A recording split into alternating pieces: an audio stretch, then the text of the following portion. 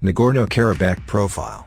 The landlocked mountainous region of Nagorno-Karabakh is the subject of an unresolved dispute between Azerbaijan, in which it lies, and its ethnic Armenian majority, backed by neighboring Armenia. In 1988, towards the end of Soviet rule, Azerbaijani troops and Armenian secessionists began a bloody war which left the de facto independent state in the hands of ethnic Armenians when a truce was signed in 1994. Negotiations have so far failed to produce a permanent peace agreement, and the dispute remains one of post-Soviet Europe's frozen conflicts. The conflict has roots dating back well over a century into competition between Christian Armenian and Muslim Turkic and Persian influences. Populated for centuries by Christian Armenian and Turkic Azeris, Karabakh became part of the Russian Empire in the 19th century. The two groups lived in relative peace, although acts of brutality on both sides in the early 20th century live on in the popular memory. After the end of World War I and the Bolshevik Revolution in Russia, the new Soviet rulers, as part of their divide and rule policy in the region, established the Nagorno-Karabakh Autonomous Region. With an ethnic Armenian majority, within the Soviet Socialist Republic of Azerbaijan in the early 1920s. As Soviet control loosened towards the end of the 1980s, smoldering Armenian-Azeri frictions exploded into violence when the region's parliament voted to join Armenia. During the fighting, in which between 20,000 and 30,000 people are estimated to have lost their lives, the ethnic Armenians gained control of the region. They also pushed on to occupy Azerbaijani territory outside Karabakh, creating a buffer zone linking Karabakh and Armenia. With the breakup of the Soviet Union, in late 1991, Karabakh declared itself an independent republic, further escalating the conflict into a full-scale war. That de facto status has not been recognized elsewhere. While Armenia itself has never officially recognized the region's independence, it has become its main financial and military backer. Ceasefire. A Russian-brokered ceasefire was signed in 1994, leaving Karabakh as well as swathes of Azeri territory around the enclave in Armenian hands. During the fighting, in which more than 1 million fled their homes, the ethnic Azeri population, about 25% of the total before the war, fled Karabakh and Armenia, while ethnic Armenians fled the rest of Azerbaijan. Neither population group has been able to return home since the end of the war. Karabakh is the Russian rendering of an Azeri word meaning black garden, while Nagorno is a Russian word meaning mountainous. The ethnic Armenians prefer to call the region Artsakh, an ancient Armenian name for the area. Both sides have had soldiers killed in sporadic breaches of the ceasefire. The closure of borders with Turkey and Azerbaijan has caused landlocked Armenia severe economic problems. Since the truce, a simmering stalemate has prevailed.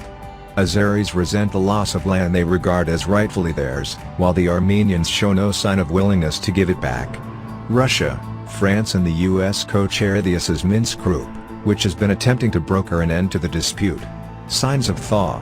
In a December 2006 referendum, declared illegitimate by Azerbaijan, the region approved a new constitution.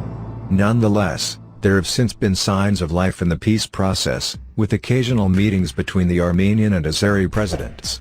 Significant progress was reported at talks between the leaders in May and November 2009, but progress stalled, and since then there have been a number of serious ceasefire violations.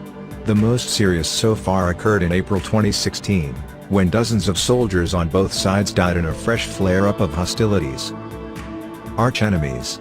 Armenia and Azerbaijan fought a war over the disputed, mountainous territory of Nagorno-Karabakh in the 1990s.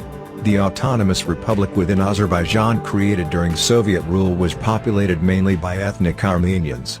They wanted union with Armenia when the Soviet Union broke up. As many as 30,000 people were killed in the war. Azerbaijan lost the territory as well as 7 adjacent regions. Hundreds of thousands of people were displaced. For centuries there was rivalry in the region between Christian Armenians and Turkic Muslims. Little progress has been made towards a lasting settlement for Nagorno-Karabakh since a ceasefire deal reached in 1994. It is often referred to as a frozen conflict, but military and civilian casualties are frequently reported. Tensions escalated last summer, with skirmishes and casualties on both sides. In November, Azeri forces downed an Armenian helicopter. 3 servicemen were killed. Armenian authorities said they were on an unarmed mission, and vowed to retaliate. The 2020 Nagorno-Karabakh conflict is an ongoing armed conflict between the armed forces of Azerbaijan and Armenia, together with self-proclaimed Artsakh in Nagorno-Karabakh region, and is the latest escalation of the unresolved Nagorno-Karabakh conflict. The clashes began on the morning of September 27, 2020 along the Nagorno-Karabakh Line of Contact. Both sides reported military and civilian casualties.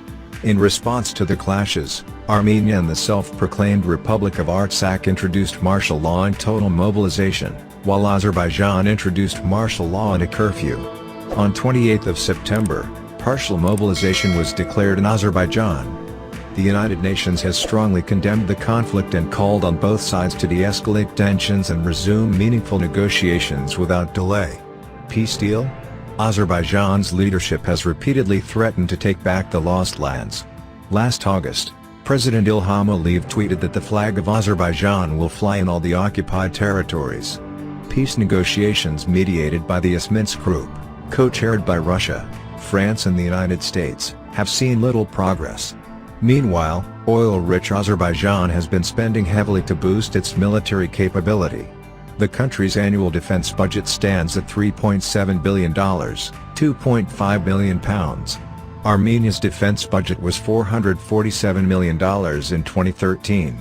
According to the latest Global Militarization Index, published by the German think tank Bonn International Center for Conversion, BIC, Armenia and Azerbaijan are among the top 10 most militarized nations in the world. Both countries buy their weapons from Russia.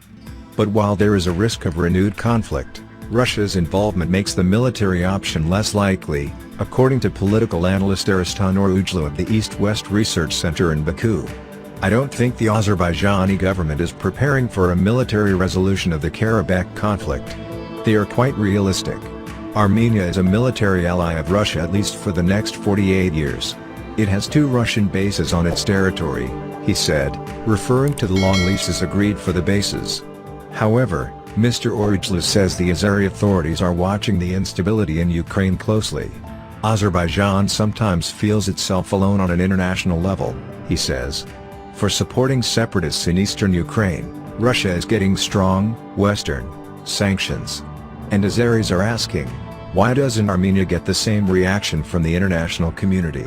That's what makes the Karabakh conflict more significant today.